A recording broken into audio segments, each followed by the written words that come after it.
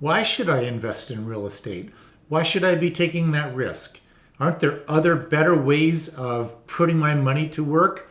Well, the fact that you're thinking about this at all means that you're giving it some consideration. You know, there's some value to investing in real estate. And really, I could go out and at some point I'll do a video on how I bought my first property. But even before that, more fundamental is getting straight in your head why I should be doing this. What are some of the things that I can get out of it? And so I wanted to share a few of those with you. The first is the tax benefits, tax deferral, being able to put off taxes for some point in the future. This is super valuable. A simple little calculation can tell you why. If you don't have to pay taxes on the gains that you had this year, then you could put that money to work next year. That money will be working for you, and maybe at some point, probably at some point, you have to pay taxes on it. But if you've put off deferring those, then that income, that additional funds, that extra money, of course, compounds.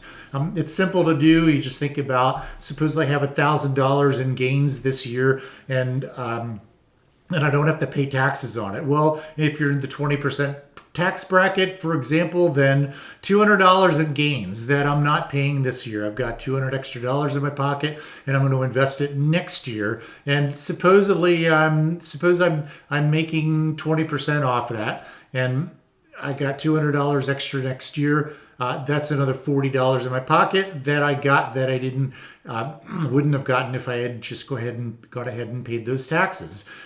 Keep in mind, I am not a tax planner. I do not do accounting. I'm not giving advice, and so you need to check with your own accountant on how best to do this. But you do have tax deferral benefits in real estate, and you should be aware of them.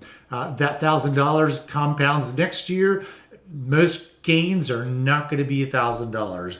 They're going to be $10,000, $100,000, something much better than that. And as you can see, you defer it 1 year, you defer it 2 years. You're not holding real estate, or at least that's not what I do. I don't hold real estate for 6 months or a year. I'm a longer term investor, several years, 3 to 5 years down the line, even 7 or 8 years. You look at how that's compounding, and that $1,000 put to work, or that $200 gain, becomes something much more. You can do the math. You can add up the rate of return for next year, and you didn't pay taxes, and put that money back into the investment, the rate of return on that. You continue to not pay the taxes until sometime later.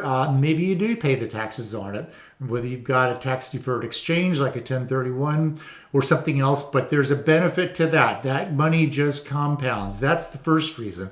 The second reason is the skill that you're building up. You're investing in something. You're buying real estate, and whether you're buying it with somebody else, maybe you've got a partner that you're putting money into. You're leaving the operations to them. Maybe they're doing most of the work, and you're passively watching your money grow. You're still watching investor reports. You're reading what's going on. You're looking at reports and saying, occupancy is down. You can't rent for as much. We're having a hard time getting a rent increase in there, or the renovations are costing too much, or there's some other issue. The investor reports, even your passive investment, are going to tell you that. And then lo and behold, your cash distributions on a monthly or quarterly basis are going lower. You can watch that. You can see what's going on. Well, you ask the questions, you talk to the people in the partnership, and you find out what's going on. You're learning from that. You're building a skill, or you're going out and buying on your own. That's the way that I did it. I'm not going to go into detail now about how I bought my first property. I'll do a video on that at some point, but I suffice it to say that you're out there buying a property on your own, a 2, 3, 4 unit, even a single family unit. You're learning a lot. You're doing most of the work yourself. You're figuring things out, and you're probably not super experienced at it. That's totally fine. You got to have the dedication and the mindset to know that you're going to learn from this thing. You're going to be out there talking to tenants. You're going to be creating leases or finding leases. You're going to be talking to attorneys. You're going to be finding people to do the work at your property. You're not going to want to commit to running down to that property if it's nearby and fixing every little thing that goes wrong. You're going to figure out, that's not worth my time. I need somebody to cut the grass. I need somebody to unplug the toilet. I need somebody to make it ready for the next tenant. There's a fair amount of work to do. Maybe the thing is left in a mess. It needs to be trashed out. You need to go through and replace some things like an appliance or piece part of the stove, or clean the floors, put new carpet in, paint the walls, whatever you need to do. That's not your job. You're going to find somebody to do that. Even though it costs money, you're going to figure these things out. And the next time you're going to rent it for a little bit more, you're going to look at your income statement and you're going to say, wow, I got 25, 50 bucks more per month for that particular unit by fixing it up and making it look nicer. Maybe the market's good, but you are driving appreciation and you're learning from that. Those are awesome learnings, and you are much better off for it. Next property that you want to buy, you're going to know a lot more. Maybe you have a property manager. How do you manage that property manager?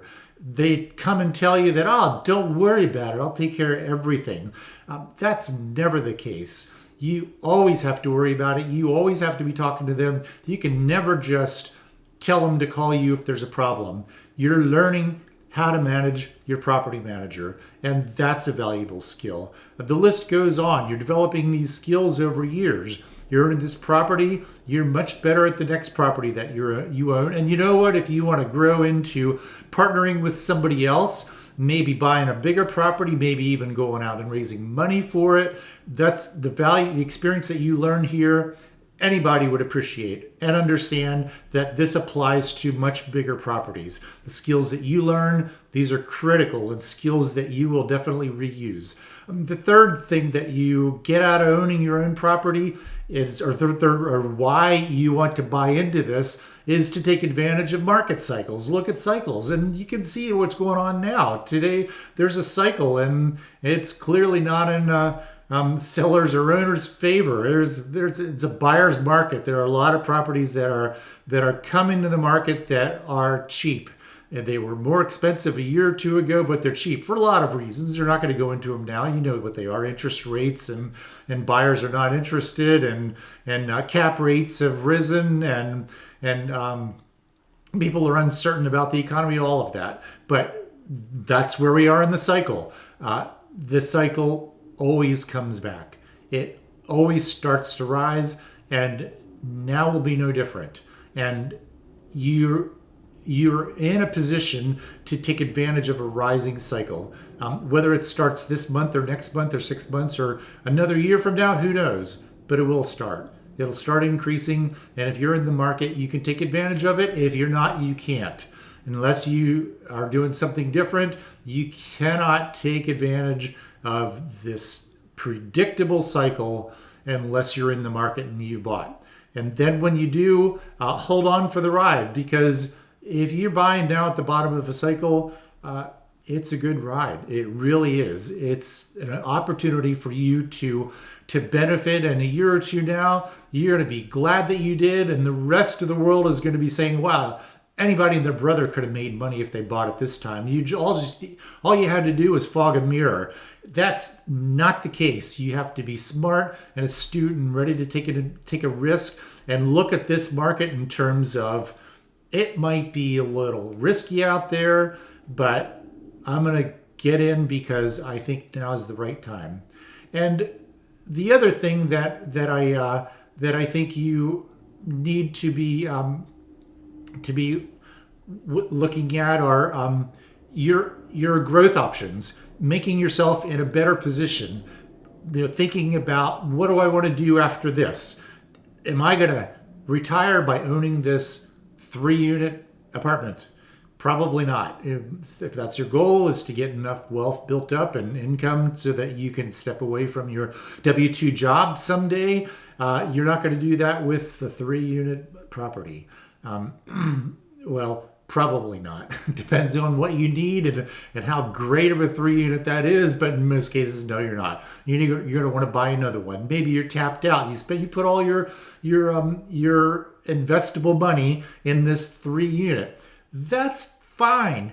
Don't worry about that at all. You've got a skill. You've got a skill now that you can offer to other people. You don't have to be bringing your own money to every deal. Sooner or later, we all get tapped out. We're not going to be putting our own down payment on every single property. And I mean, most of us won't. I know a lot of people say that's their philosophy, and more power to them. But if you want to grow, you need to be learning how to work with other people. And so these are growth options. It's a skill. By learning how to do it, you're building a skill. And by dealing with lenders, your lender sees what you've done. You've accomplished something. Maybe you've gone full cycle on that first property, sold it and made a decent profit and put it into a new property.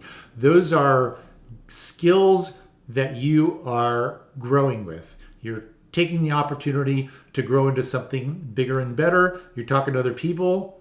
They're going to want to invest with you.